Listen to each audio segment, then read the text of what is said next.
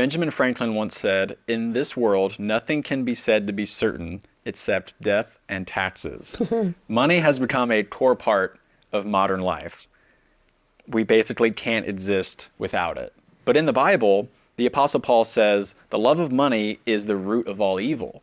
So, how do you strike a balance between earning money and worshiping money? Well, I think in the basis of that question, worshiping money would be the problem, right? So it says the love of money is the root of all evil, not that money itself is evil, right? Um, in my opinion, money is amoral, right? Just like a brick. A brick is amoral. It's not good, it's not bad, it just is. I mean, you could use a brick and you could build a hospital, or you could use a brick and you could hit somebody in the arm with it and break their arm. So money is, um, in a lot of instances the same. It's just a tool to be able to transfer, a good or a service into something else. Um, so I think that I believe there's truth that the root of all evil is, the love of money, but not money itself. Um, that's my thoughts. If you put anything before God, I think that's where you start to veer off, and you can run into trouble, no matter what that is, whether it's another person or money or whatever.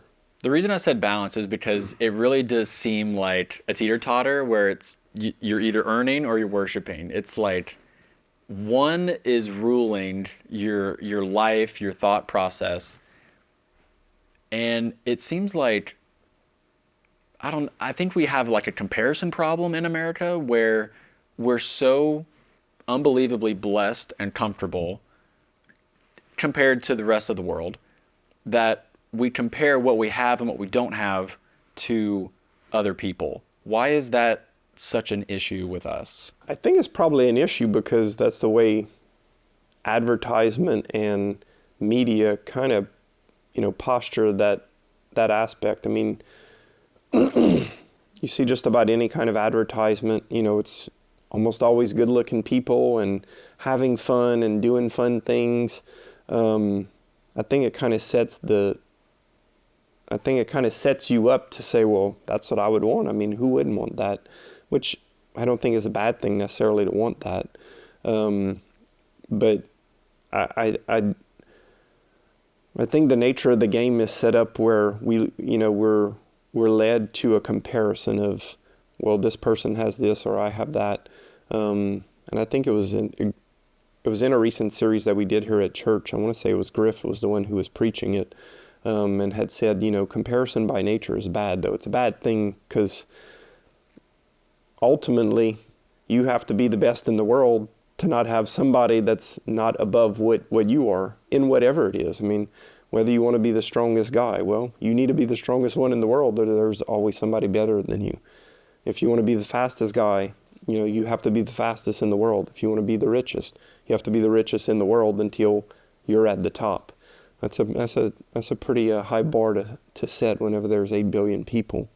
Um, so I don't know. I think by the nature of our society, it's kind of set up, you for comparison. So I think that's why you see it so much in, here in America. In other societies, I think there's a lot less comparison, and, people live simple lives and are happy. If someone is either struggling with earning money or they're struggling with worshiping money, what are some practical steps that people can take today to overcome those things? The first thing is that, money is a tool, um, and